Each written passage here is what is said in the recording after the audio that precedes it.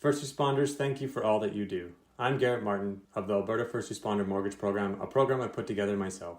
After spending 8.5 years in law enforcement, I got my mortgage broker's license, and now I'm a proud sponsor of the Alberta First Responder Association and doing mortgages for first responders. No matter where you are in Canada, reach out. We're talking exclusive rate discounts, cashback offers, and guidance from someone who's been in your boots. I know the demands of the job, and I know how to make homeownership easier. Whether you're buying, renewing, or refinancing, I'll compare top lenders from across Canada to save you money. So visit garrettmartinmortgages.com or text me at 403-915-1025 and let's get to work for you. Thank you for your service.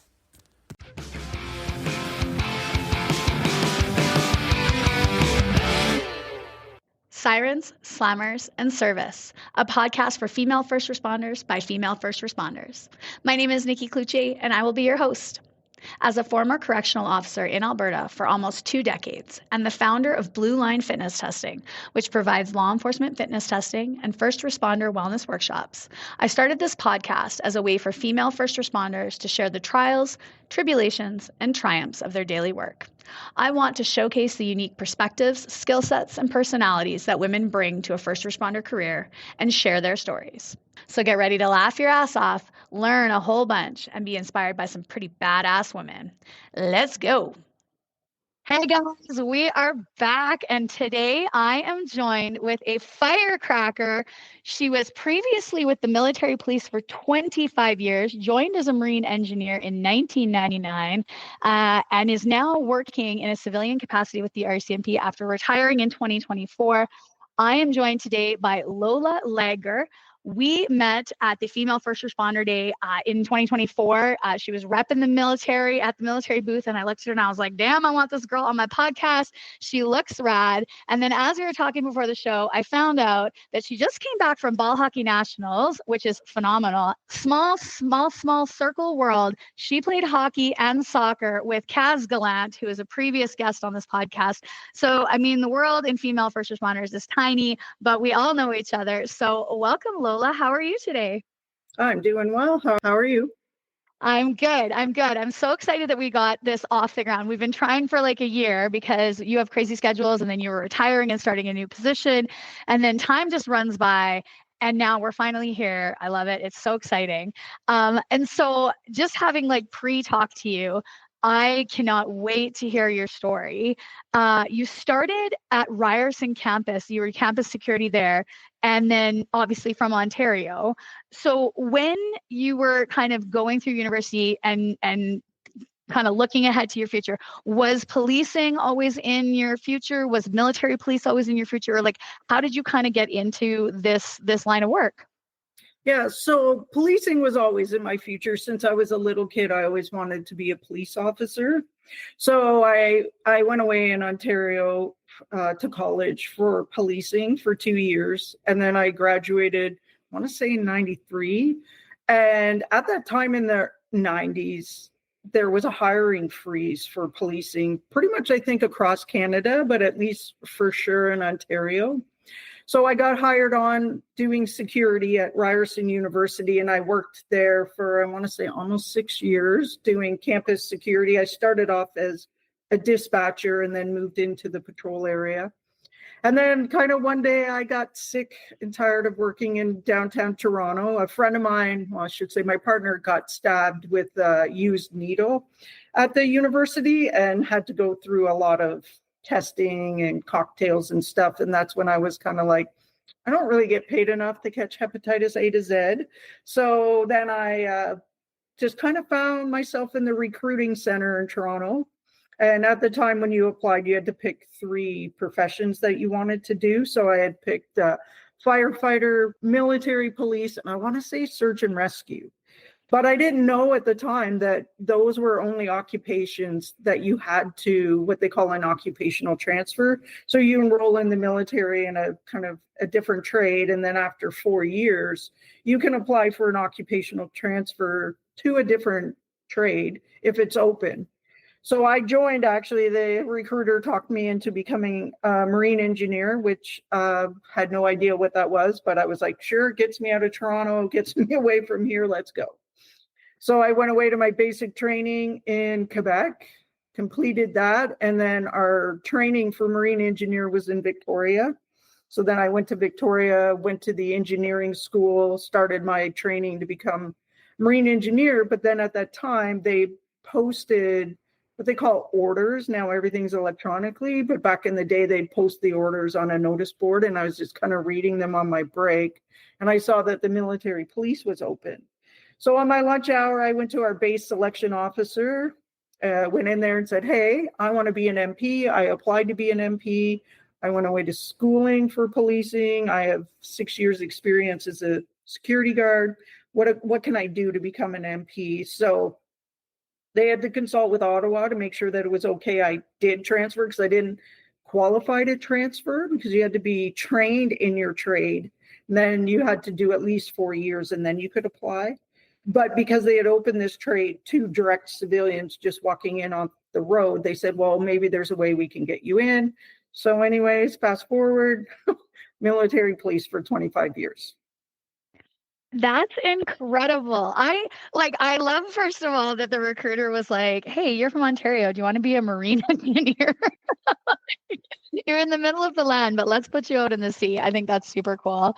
And then, yeah, that this just like, I mean, we always say the universe works in mysterious ways, and it got you there, and it got you within the first year of working there on that path to military police, which I think is so cool. And then 25 whole years later. So what was it like, what was the training like when you went through it? And then where did you get stationed from there?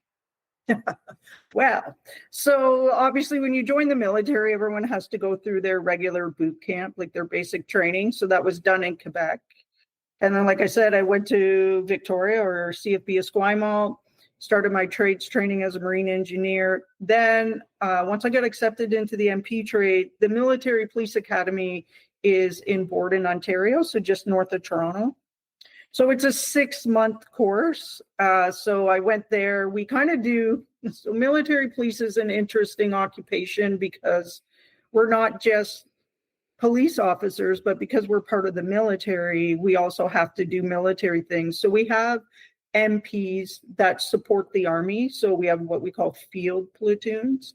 So we had to do a bit of training in how to be a military police member in the field supporting the combat arms. So part of our training, I think 2 months was that. And then the rest of the 4 months was all our law. So we did that. Once I graduated at the end, I went all the way back to Victoria, to Esquimalt, but I wanted to go there. It's the military's best kept secret. So I went back to Victoria. I worked there. I want to say I went back there in June of 2020, and I got posted out in 2004. So while I was in Victoria, I did patrols, policing. I worked in community relations for a little bit as a community relations MP. I deployed with the Navy for 6 months. So I went overseas just as Afghanistan was starting up. They called it Apollo. So the Navy was kind of supporting the Enduring Freedom exercise out of the States. But as an MP, they don't put us on the ship because they don't want to lose bed spaces. So they fly us ahead and then they kind of pre-station us. So I was in Dubai in the UAE. They're staying we had a 2-bedroom condo that the military rented. And then we do what they call RASs, replenish at sea. So we would go meet the supplier where they ordered all their food and supplies and everything for the ships. Then we'd kind of get a tugboat, search the tugboat, make sure there's nothing on it that could, blow up once we meet up with the ship. We'd sail on that tugboat, go all the way out to sea, meet up with the ship, and then they would take all their supplies off the tugboat and onto the ship. And then they also do maintenance periods. So they would come in to the port in Dubai for like a week or two and have maintenance done on the ship so that they could go back out. So while they were in port, we set up their physical security. And then we would patrol around the city, just making sure the sailors didn't get in trouble. And then if they did, we kind of liaise and make sure that we got that sailor so we could bring them back to the ship so that they didn't end up in the justice system in another country. So I did that for the 6 months. And then when I returned back home to Esquimalt, I was told that I was posted to Petawawa. So I went to Petawawa. I did not even a year there with the RCD, which is a tanker regiment. So I was their MP. We kind of were liaisons between the military police detachments with the unit. So if soldiers were getting in trouble, we'd let the commanding officer know and kind of liaise. And then we supported them in field operations whenever they were out doing training exercises. About 9 months into my posting there, the embassy in Afghanistan had opened up in Kabul. So initially they were not sending any females there. So it was like, I think an 8-person team doing the security at the embassy and all the close protection. So then they decided, no, we need to have a female. So I got approached saying, hey, would you be interested in going over to the embassy in Kabul? And sure, this is why I joined the military, was to go see the world. So I put my name in, I got selected. So I did all my training. We went to Blackwater in the United States, which is like the training facility for close protection and stuff. Did my training there. Then went over to the embassy for a whole year, just as the embassy was building also. So we were kind of shuttled around to different places we were living. Chris Alexander at the time was the ambassador. He was the first ambassador to the embassy of Kabul. So we did all his security for that year. Then, much of my dismay, I was posted back to Petawawa. I like to call the place Shitawawa. It's a great place to work as an MP because it is a very, very busy base. But sports, like it's a very remote community. So there was no sport leagues other than the military sports. And geographically, like it's a small town. It's like population is maybe 12,000, which is pretty much all the military there. So I went back to Petawawa. I did a year at the police detachment, doing regular patrols and policing. And then they were sending me over to the field unit to actually deploy and go back to Afghanistan for 6 months with the military police platoon. As I started that training, I got approached again and asked if I would go back to Kabul in Afghanistan to do the close protection and embassy security. So I jumped on that. So once again, went back there for a year, did the same job again. But I had got promoted when I left Kabul. So I had come back as kind of like a team leader this time, versus just being part of the team. Did another year there. And then I got posted to our Air Marshal unit, which is in Ottawa. We fly around with the Prime Minister and Governor General, doing basically we're the security for the military assets, which is the plane and people. But the RCMP did the close protection for the Prime Minister and the Governor General. So I spent 1 year with that unit, deployed 270 days, flew all over the world, did the Olympics out in Vancouver, because it just happened that we were supposed to fly on the helicopters with like all the VIPs that were there for the Olympics. But because the weather was so bad, I didn't fly one day while I was there. So I saw a lot of sporting events.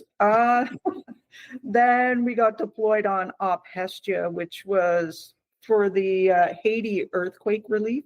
So evacuating all the Canadians and everything out of Haiti. And then once again, I was asked if I would go back to Kabul, to the embassy. So I deployed back there for another year, got promoted there after my year to sergeant, and then was posted to our military police academy as an instructor. So I taught 2 back-to-back military police courses.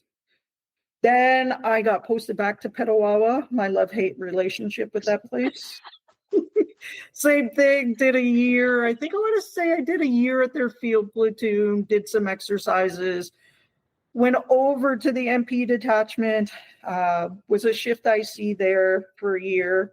And then I was asked if I wanted to go back to an embassy, but this time I went back to Ghana in Africa. So into Accra, I did 3 years there working at that embassy.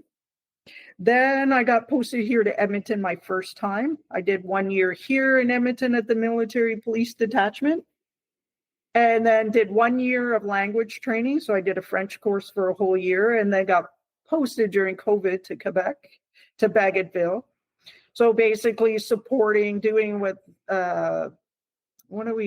supporting the Air Force in their physical protection. So force protection is what we call it. So protecting all their assets. I was only there for a year, and then lo and behold, I was asked if I wanted to go back to Kabul, Afghanistan for a year.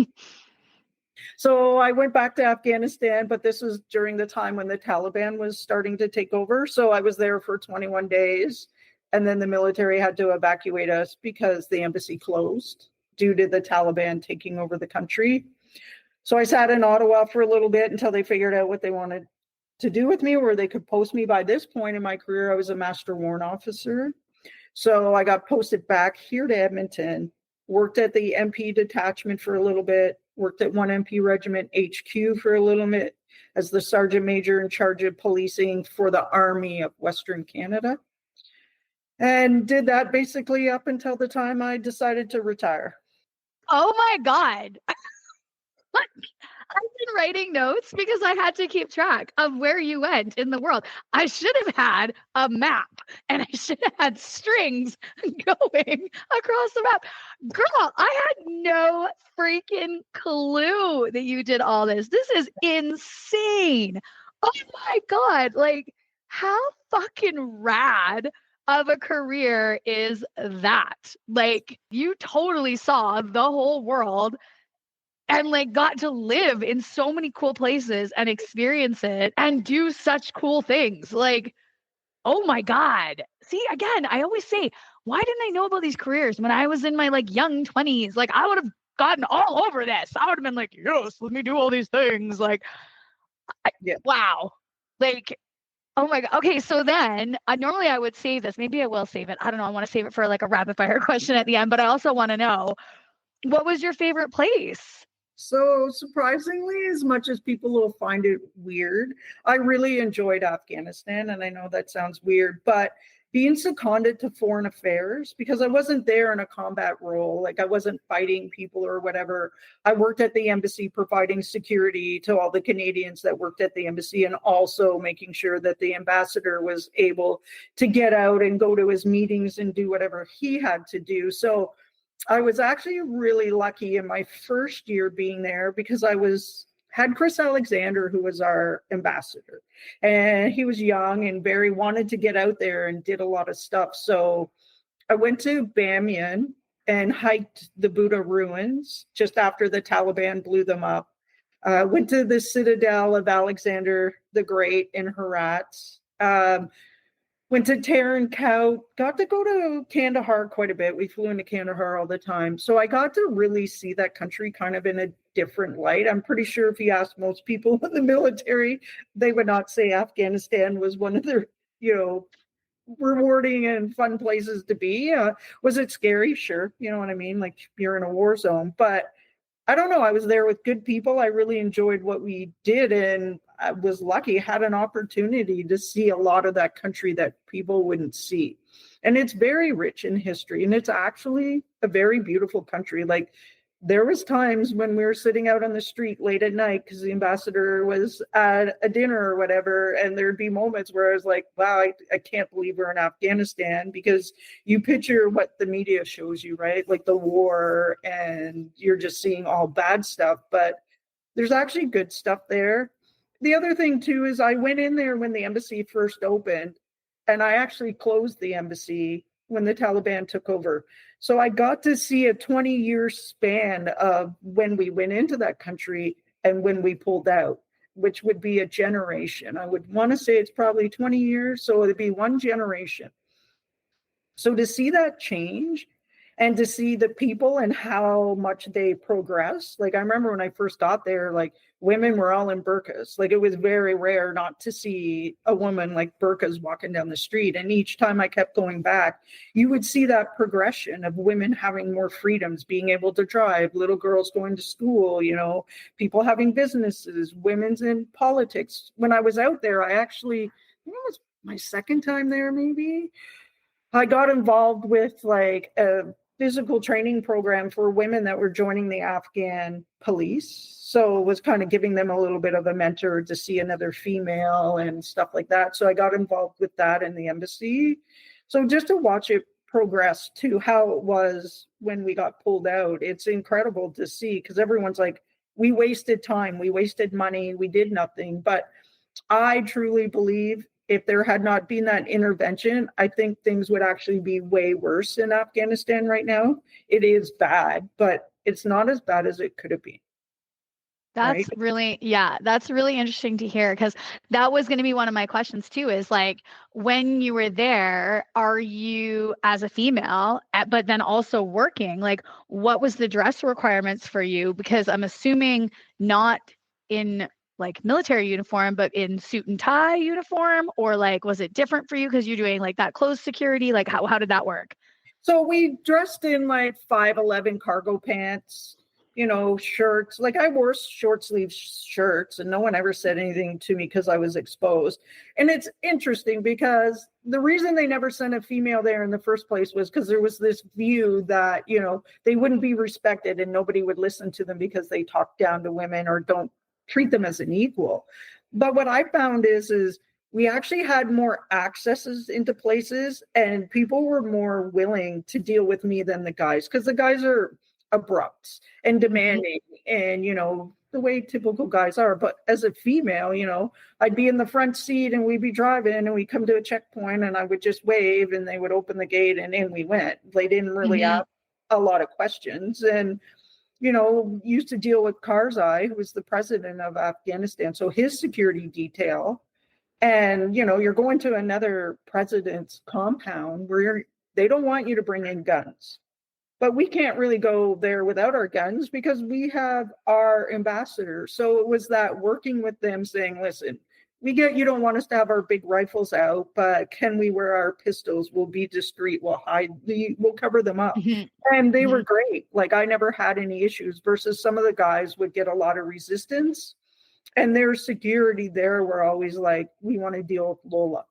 So if we were going there, I'd always do the advance, set everything up with security, and then we would just roll in, do what we have to do, and then roll out. Yes, I love that because that is a skill set that women have. We do have that. We're better in those relationship building roles where you need to have a little bit of that finesse, I guess is the best way to say it. So yeah, I think that's exactly right. And so then your training that you did throughout, like, because I'm assuming every time you went, there's like there's something new, or there's new technology, or there's new techniques, or things like that. How did you kind of like stay on top of all of that between, because to me, I think like, oh, you're in Afghanistan for a year and you're like balls to the wall, close protection security, and then you're like, come back to Shitawawa, which I fucking love and have never heard before, but is now the new name because I fucking love it. But come back there and it's 12,000 people, small town, you're doing, like exercise, like the go isn't quite there anymore, but you still need to then, because then they say to you again in another year, oh, hey, you're going back. So like, how did you stay on top of like the current trends of what was happening and still kind of be at the top of your game when you were going back and forth like that? So every time we went back, like, I think the second time I went back, there was a couple of members from my first team. But then we'd have new add-ons. So every single time we went over there, we went to Blackwater and redid our training as a new team, and to get that team dynamics of working together, because some of the people coming over with us had never done that job. So we would just retrain. And then while we were there, we always talk about tactics. And if we were going to a venue that we'd never been before, we'd go there and recce it ahead of time so that we knew how we were going to do our drop, how we'd set up our security and everything. So, and we always worked good together. Yeah. So each year, like, was there anybody that went back and forth with you a couple of times, or was it just like a new crew every single time and you were the one OG that was going back repeatedly? So my second time I went back, I want to say, I think there was 3 or 4 of us from when I went there my first time. And then when I went back my third time, I was there with a new crew, but I knew the members because the military police were small. And everybody knew who I was, more so by name. Maybe they met me and worked with me, maybe they didn't, but it was always, oh, Lola, like, she spent her whole career in Afghanistan, right? Like everybody pretty much knew who I was. So we'd always go over, do the training, and then come back. So my second time or my third time, I don't think there was anyone that was part of my team. And then my fourth time, definitely not. We actually went over there shorthanded because people at the last moment, for whatever reason, medically or whatever, couldn't go and they couldn't find a replacement. So we were actually 2 people short, and they were all new young kids. And so normally a team of 8, I think you said? It varied because the military police eventually formed a close protection unit. So us who went over, they didn't want to call us force protection or close protection. So they called us VIP security because we hadn't been in the close protection program. It was kind of weird. But anyways, Foreign Affairs started contracting the military police close protection unit. So then that team would come in. So they came in my 3rd year. So when I went back my 3rd year, we were basically the security for the embassy. And then same thing when I went back my 4th time, but there was a different role too, because at this point we're evacuating an embassy, we're clearing out. So it's total destruction, right? Destroying every classified document and equipment and trying to get everything out before we left. Dude, you have lived a movie life. Like, we need to make a movie of your life. Seriously, like, how freaking cool. Okay, and so then Ghana, you were there for 3 years. So Yeah. was it the same crew for the whole 3 years, or was there people that rotated through? So when I went to Ghana, to Accra, to the embassy there, it was just me. So I was the mission security manager. I wasn't doing close protection, but once again, in charge of the security for the embassy and for all the Canadians working there. So I then was in charge of the contract for this security guard company. So I managed that. And then same thing, like did recce's, did reports, went out in wherever more so our development section would go, because they went into some pretty remote areas of that country delivering like aid and development on certain projects. So sometimes they would need me to go with them to, do a recce, make sure where they're staying was safe, see where they're going and what they're doing, and then come back to the embassy and then kind of write up a report and then send it back to Canada. Insane. Okay, and then on top of this, let's throw in Olympics in Vancouver, Governor General, Prime Minister, Air Marshal, basically Air Force One is you. And so give me, like, you briefly touched on it, but talk to me about this whole section of your career. Yeah, so it was very short. It was almost a year. But as air marshals, we're in charge of, the protection of Canadian Forces assets. So the asset would be the Prime Minister flying on the plane. So we would do a pre-sweep of it, check it, basically rip the plane apart, making sure that no one tampered with anything, that there was nothing unsafe planted onto the plane. And then when the plane landed, we always called like putting the plane to bed. So we seal it, make sure everything was good on it while we were there for whatever time. And then same thing, once we're getting ready to fly back, we'd be there at the plane, getting it ready, inspecting all the food, water, gas, like everything going onto that plane to make sure that it wasn't tampered with. Unreal. And you did it, how many times did you say? 267 flights? Is that what you said? Days. So I deployed. I was away from my home for 270 days between the Olympics, Haiti, and then flights with the Prime Minister and the Governor General. So I'd literally come home, enough time to do some laundry, and then away we went again. Wow. What? Like, again, this is so cool. Like, because it happens. Like, logically, that stuff has to happen, but you don't really think of like the people who are doing it. Like, and that was you. Like, oh my God, it is so freaking cool. So freaking cool. And then you got to end up in good old Edmonton. You lucky duck. Well, it's funny because initially when I was leaving Ghana, I wanted to go back to Victoria. It's where I wanted to go. I started my career there. It was a great time. I loved the island. But at the last minute, they had to switch me And they were actually going to send me to Moose Jaw. And that's when I kind of called my career manager and I was like, listen, I just spent 3 years in a fucking shithole in a third world country. Like, I want to go to a big city where there's sports and I can play sports and get back involved in the community. And I don't want to go to Moose Jaw. So I was lucky because the guy that they were sending to Victoria was leaving Edmonton. So they actually gave me his position and then gave him the position I was supposed to take in Victoria. So I think, things work out in the long run because I kind of fell in love with Edmonton. I was born in Toronto, downtown Toronto, grew up in Toronto, and I was like, yeah, I think I really should have been born here. But well, that's cool. And so I'm glad you brought it up because that was going to be my next point too, was sports. So obviously, major athlete, just came back from Ball Hockey Nationals, super freaking cool. Played hockey and soccer on the CISM team. Amazing. How the fuck did you fit that in between Kabul, Afghanistan, Edmonton, Petawawa, fucking Victoria?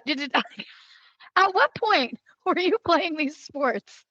So at one point, I always say my sports scholarship kind of came to an end because as I progressed through ranks and responsibility, my participation in sports declined. Like, I only played CISM, I think, for the 1 year back in 2003. But I went away to school. I played varsity soccer. I tore my ACL in like my last year there, and then tore my ACL playing CISM soccer. And I've actually had 6 knee surgeries on the same knee. So I was told, I think it was after the 4th surgery, that I should pick up water sports. So that's how I became an ice hockey player. I just totally walked away from soccer and was like, all right, frozen water, ice, I'm going to learn how to become a hockey player, and started to play ice hockey. And also played, we had women's softball in the military too. So I played usually on the base teams for that, went to our regionals and nationals. So some years when I was away and out of the country, I didn't play any sports, obviously, because they're not going to fly me back. So my sporting scholarship was up and down. Some years I got to play, some years I didn't. And so were you able to do any sports at all, like when you were deployed? Like, is there like, was there time or was there opportunities, or is it like kind of like you're deployed and like you just do your own workouts and that's it? There's no real like team sports. No, the embassy, we had a road hockey kind of every Sunday. We'd get together, everyone at the embassy, and we'd make up teams and we'd be out on the front street of the embassy playing road hockey. We had hockey sticks and nets and everything shipped over. So we used to do that. We had a really good gym at the embassy, so we were able to work out and maintain our fitness that way. But other than the ball hockey, there really wasn't a lot of sports going on. Yeah, I could kind of say you got a lot of other things on the go. But I do love, could we make it any more Canadian? We ship hockey sticks and hockey nets to the embassy in Afghanistan so that we could play hockey. Yes, we are Canadian. Oh my gosh. Okay, so amongst all of this, you've been all over the world, you've done all these different things. I know that you can't really break it down in too much detail because obviously that would be a security breach, but can you tell me, like, how would like kind of like a recce look for the prime minister is going, or the the ambassador is going to a dinner? Like, what, when you're going there, like, what are you looking for? What are you trying to set up to make sure, like, obviously like entry and exit points and things like that, but like what else were you kind of like looking for to maintain that security of that person? So the biggest thing, like, we go to a place we'd never been before because we want to know how to drop, how we're going to stage our vehicles, drop the ambassador off, then the bodyguard. So we'd always have, like, I think we worked with a team of 4 at that time. So there was the bodyguard and then 3 like security people who were part of the convoy. So we do the drop, bodyguard would get the ambassador into his meeting, and then we'd stage our vehicles. And then, we want to know when we go there, like, what security do they have in place? Do they have a safe haven? Like, if something was to happen there, is there a safe room? Is there somewhere we can take them? We want to know that if something does happen, how are we going to get out of there? What route are we going to take there? Like, what roads are we going to drive and stuff like that? It's like, again, it's so interesting to me because like when you were talking about like the plane, like checking the food, checking the gas, checking the water, checking the, like tearing the plane down. And then you basically take that and you put it out into the community where there's like all these other like unknowns, like variables that you can't control. Like, oh, okay, we are gonna, this is our, egress route, but oh shit, today there's construction there, or there's a car broken down in that spot that you didn't, like, so to me, it's like wrapping my head around like, how do you plan for all of those variables? And then when shit hits the fan, like, what are you doing? So the biggest thing for like the air marshal was looking at the airports we were flying into, and do they even have stairs that are big enough to make it so that people can egress from the plane? So when I was with the air marshal, I was only a master corporal, but we always had a warrant officer who was like flew ahead and did the recce of the airport, making sure that all the services were available there for the plane, making sure that the stairs would actually be high enough so that people could walk out and down the stairs off the plane. For us as the team, during the flights, like you've probably seen in the news, like the military flights and all the booze and all that. So when the Prime Minister and the Governor General flew, they had a lot of freelance media and stuff that would fly with them to cover whatever conference and whatever they were going to. So they would sit kind of in the back half of the plane, and the front half of the plane was like the executive suite and everything. So we'd make sure that people weren't getting up and trying to walk right into, go see the Prime Minister, the Governor General, making sure people weren't getting too drunk and they were being behaved and not harassing the flight attendants. And then, like I said, once we landed, we'd search everything before it approached the plane. So making sure that no one planted a bomb or anything, in a truck or something that's going to come close to the plane. Then once everybody was off the plane, then we'd secure it. The military also sent out what we call ground security. So teams of 2 that would sit by that plane the whole time I was there on the tarmac. So they divided it up into 12-hour shifts, and they would sit there with the plane, making sure nobody approached it or went near it. And then when it was time to go back, like we searched all the luggage. We did like tests on it to make sure there's no explosive devices. We had portable x-ray machines. We would rescan everything before it went on the plane, making sure that it was safe. You're like at airport security 10.0 is what you guys are.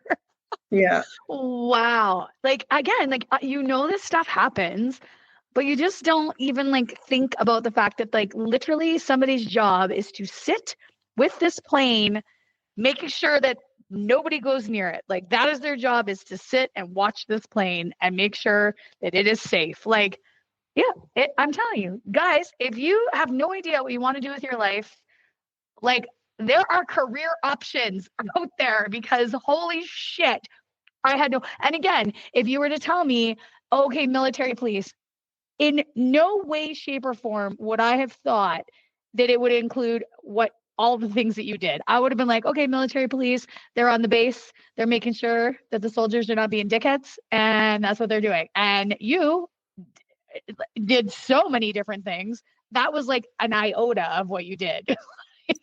Yeah, you know what? I was fortunate. I had a really good career, and my intention was initially just to do my 5-year contract and then apply to Toronto Police and, go back. And it's funny because I have there's 5 of us. So 4 really close friends that I grew up with that all became police officers, and they're with Toronto Police, Peel Police, OPP, RCMP, and then there's me.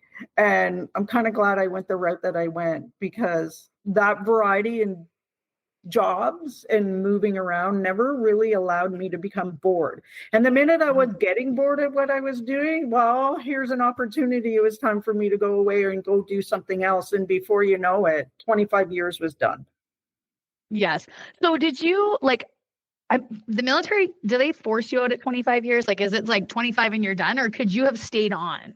I could have stayed on. The biggest reason why I retired is because most likely, if I would have stayed in and my evaluations went to the merit board, I probably would have been promoted. I was very close. So they were talking about posting me to Ottawa, and I was like, done. And especially with the cost now of living, I'm like, I'm not going back to Ontario. Like, I can't afford to live there. So then I just kind of started looking, and then this opportunity came up with the RCMP. I actually technically am employed by the town of Stony Plain, but I work for the RCMP. So that position came up. So I applied for it, eventually got it, made it through their security checks, and then just put in my release and said, hey, I'm getting out. I'm retiring. But I kind of had them expedite a medical release because of all my sports. I'm very broken. Like, I don't even know how I play ball hockey, but somehow I do it. I just had shoulder surgery in January. The summer before, I just had knee surgery again. I broke my ankle playing ice hockey. So my body's been through a lot, but not because of the MP job, but because of this, my sporting career. It's so okay. So there was two things that you said. The doctor recommended aquatic activity for you, which I guarantee did not include ice hockey. I guarantee he was like, you should go do aquafit is what he was saying. You should swim and you should do aquafit, not go on frozen water and take up another contact sport. I like team sports. So I like being part of the team and playing and stuff like that. So yeah. And you know what? It's funny because other than when I broke my ankle, and it was a pretty fluke accident, I never really hurt my knee in ice hockey. And actually, when I just had my last surgery, when the doctor was allowing me to return to do activity, he was like, yeah, you can skate and you can play ice hockey, but you're not allowed to run. And now here I am playing ball hockey. Like I'm telling you, you're going to be the bionic woman. You're going to have all these different parts inside of you. We'll just call you Iron Woman and you'll be ready to go. Like the new knees, new shoulders, new hips, new ankles, like good to go. It's coming. I say it though too, because I've played sports my whole entire life too. And I'm broken, like played rugby, body is broken, so many different broken things. And I always say, like, I laugh because I'm like, body, I am doing the things for you that I'm supposed to do. I am maintaining activity. I am playing team sports. I am outside. I am running. I am doing like the good things. Body, why are you betraying me like this and breaking down? Like, I am taking care of you. And then I have friends that have never played a sport in their entire life. They've never done any activity and they are healthy as a horse and no injuries. And I'm just like, this is not fair. Like, I do not get how this is happening. Like, I'm doing the things that I'm supposed to be doing and my body is just not, it's like, no, that ankle, you can't use that one anymore. You have to have a brace on that always. Oh, that knee, that's also going. Brace that baby up too. Oh, the shoulder, you slept on it the wrong way. Well, guess what? You can't use your arm for 3 days. Like, this is my body, right? Like, this is my body. So, okay. Well, like we have covered, oh my God, so much stuff. Like I have so many notes. It's unbelievable. Okay. So retired now in the civilian capacity with the RCMP. Are you liking this? This is a big change of pace. Like, are you enjoying what you're doing? Is it kind of starting to wind down into like, I'm ready to pull the pin and actually be fully retired now? No, you know what? I'd like to do until I'm 60. So I've almost 8 years left. I like what I do for them because just before I retired from the military, it's an area I kind of got into, which was our police reports, because police reports are scored. So they have to be scored properly because all the stats from them go to Stats Canada. And that's what kind of controls, your insurance rates, city budgets, where policing, and like where you're going to put your resources and stuff like that. So that's kind of what I do now for the RCMP is basically just go through police reports, make sure that they're scored properly and that all the information inputted into it isn't going to create any errors when they send the stats to Stats Canada. And I like it. It's geeky, I know, but it's something we don't teach police officers. And that was kind of my frustration just before I retired. So I really got into it and I went kind of across Canada teaching our other MP detachments on how to properly score their police report. So it's a fitting job for me because kind of my passion is there. I like scoring police reports. So far, so good. I'd like to go till I'm 60, but hey, we can't predict the future, right? Yeah, that is very interesting because I didn't think about that. How like a skew in the stats would affect things like budgets or things like how the decisions are made, right? Like uh, all of those decisions within government are made based on data analysis. So if the data is screwed by no, like not maliciously, it's just that it wasn't scored properly or it wasn't written properly or it wasn't recorded properly, that could have massive ripple effects, which is, yeah, I've never really thought about that. That's very interesting. Huh. Yeah.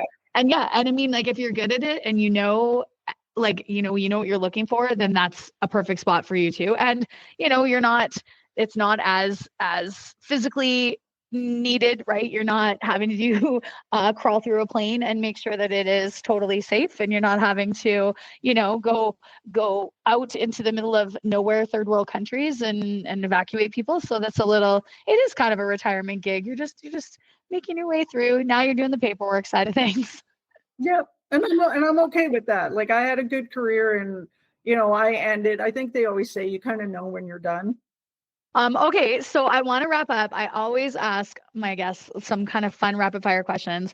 I already used one up because I asked you what your favorite location was, but I got a couple more. I got a couple more in the old tickle trunk. So number one that I always ask, and this one I think is going to be really interesting for you, is what was your favorite food or snack while you were working? And so this could be from anywhere, because I'm assuming Afghanistan had different snacks. Ghana had different, Ottawa, Vancouver, Victoria, Blackwater. Like you have like a bazillion places that you've been. But what is your go-to food or snack when you're on shift? You know what? I don't know if I really had anything. I always cooked my own meals. So I always brought like, chicken breast, whatever, some broccoli, corn. I was a very blah eater, which is probably good why I lived away, because somebody cooked my meals for me. Good. Okay. What I'm again assuming you got to use some pretty cool equipment and tools and things like that. What was your favorite piece of equipment that you ever got to use or that you had to use for your job? We had this for Air Marshal, was a handheld explosive vapor detection machine. So when you go through the normal airports, you know how they normally like swab and test your stuff for like explosive residue. I think for me, the coolest thing was getting trained on that and learning how to use it. Because now when I go through the airport and, they're swabbing my stuff, I know exactly what they're doing. You're like, I know the technique and the science behind this. And so I know what you're looking for. I was going to say, you must, because even when I go through the airport, when they have to do, or like if I go to like a concert or something and they do a pat down on me, I am the most judgmental bitch ever. I always walk out and my husband will be like, don't even say it. Don't even say it. And I always walk out. I'm like, that was a bullshit pat down. I could have like a fucking Texas Mickey in front of me and they wouldn't have caught the fucking Texas Mickey. What a shitty pat down. So I'm assuming every time you go through the airport, you're like, I could have smuggled this. I could have smuggled that. I could have had this. I could have had that. You know what? I don't know, because in third world countries, they rely on hands. And I remember like going in and out of Afghanistan, like when we flew out, the women went off to this little room and there was like a female security guard or police there and who would pat you down. I used to always say, wow, this is the most action I've received all month, because they were pretty thorough. Well, okay, that's good. That is good. I mean, sometimes you're like, please do a good job because our lives depend on it. So, yeah. The last one I'm going to ask you, and this one's kind of an odd one, but I think, again, you probably have some really great answers for this one. If you had the choice of anyone in the world, who would you want to have as a dinner guest? Interesting. I don't know, to tell you the honest truth. I think anybody that lived an exciting life and that could, be able to have a good conversation and kind of introduce you to something that you've never seen before. Because I've had like dinner with a lot of people. And so, yeah, I don't know. I think the biggest thing is just to learn something from somebody or know a different way of life. That's a fantastic answer, because I agree. You always can learn something from somebody when you're sitting down talking to them, as long as it's good conversation. If it's terrible conversation, I'm like, get me out of here. But if it's a good conversation and you can have like that back and forth and share stories and share, like, again, all the things, all the places you've been, the customs, the traditions, the like again, history, the landmarks that you've been able to go see, like just all of that information, and then share that with somebody else who has seen a different side of the world and has done like different things. And I would assume maybe like within your network of people, you guys were able to kind of share that stuff, right? Because you would be liaising with, like you were saying, the president of Afghanistan, his security detail. You would be, not necessarily, hey, how you doing? How's your Saturday night? But like you'd be having conversations about that, about like what they do and what you do, and how that you can learn from each other and marry up what techniques you're doing, what techniques they're doing. So was that kind of like that in that network? Yeah, totally. And sometimes, I'll give you an embarrassing story because I tell this to everybody and they always laugh. When I was a kid, I wanted to play the piano. So I came home all excited with this little pamphlet from school for piano lessons. And my parents are like, yeah, you can play the piano. So I'm all excited. And then one night, my dad's like, okay, you're going to have your piano lessons tonight. The man's coming to the house. So I'm like, oh, I'm bringing a piano to the house. Anyways, my parents put me in accordion lessons. So I grew up playing the accordion, and, I was not that cool kid at school because everybody else, on talent days got their guitars or their drums, or they were playing the piano, and I'd have to bring this fucking accordion to school, and it wasn't cool. And they'd make me go to the old age homes to play for the seniors at Christmas time. So when we were in Afghanistan, because we were with all the other nationalities and stuff, we were at the German embassy, I think, one night, and we're all sitting around because there's a big dinner going on. So all the security teams are up front. And it's like, wow, I'm going to tell the Germans that I grew up playing the accordion because, it's a German instrument and they probably all played it. So anyways, needless to say, I was not cool with the Germans either. So they nicknamed me Polka Lola. And every time I showed up somewhere, they'd be like, Polka Lola, did you bring your accordion? And I was like, fuck, even the Germans didn't think I was cool. I'm fucking dying. I am dying. This is phenomenal. I love, you could not have picked a better story to wrap this episode up with, because that is fucking awesome. Hey guys, I play the accordion, and they're like, okay, loser. Pretty much. Yeah. But I also love that your parents totally tricked you into it. They're like, sure, you can play the piano. He shows up with the old accordion. So you can still play. I'm assuming you can still play. You know what? When my parents separated when I was 14, my mother was like, yeah, you don't have to play that thing anymore. So I definitely took advantage of that and stopped. But now as an older adult, I was like, fuck, I wonder if I should get back into taking accordion lessons.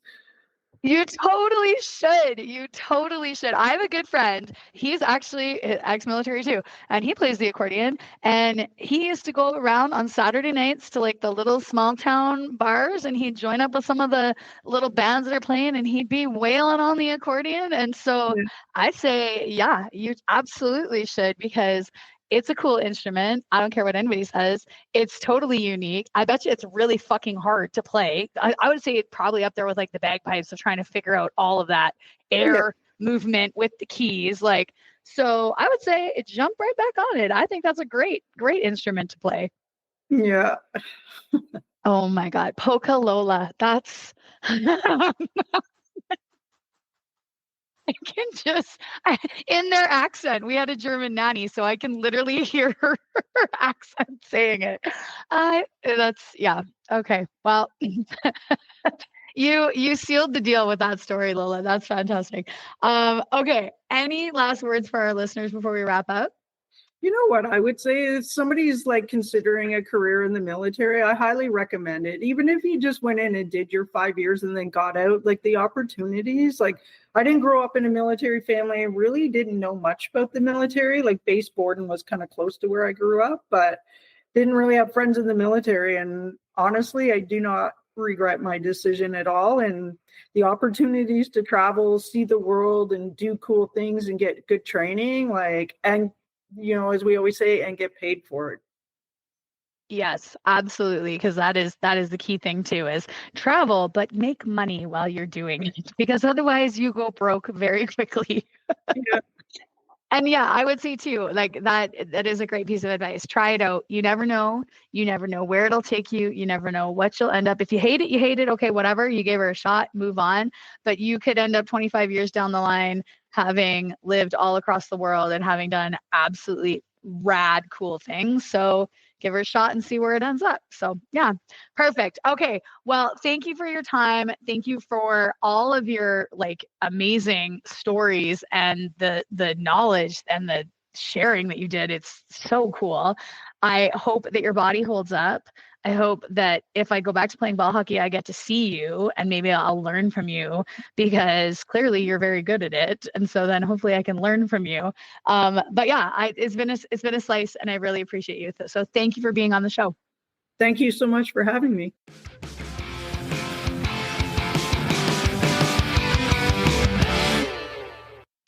Well, that's it for today, folks. Thanks so much for tuning in, listening, giving me your time, your energy, and your attention. I completely appreciate it.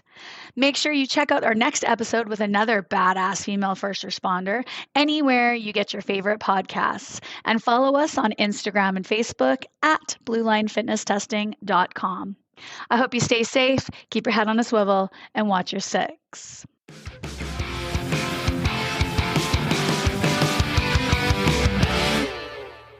Blue Line Fitness Testing is a premier law enforcement fitness testing and training center based in Edmonton. Specializing in helping individuals prepare for the physical demands of a career in law enforcement, we offer comprehensive fitness evaluations, specialized training programs, and classes tailored to meet the unique needs of our clients. Our facility hosts a range of classes and are committed to fostering a supportive and empowering environment where clients can achieve their fitness goals. Our team includes experienced trainers who bring specialized expertise in law enforcement, self-defense, personal training, and rehabilitation. We engage through our community through challenges, events, and our podcast, and we are dedicated to helping individuals succeed in their fitness journeys and career aspirations in law enforcement.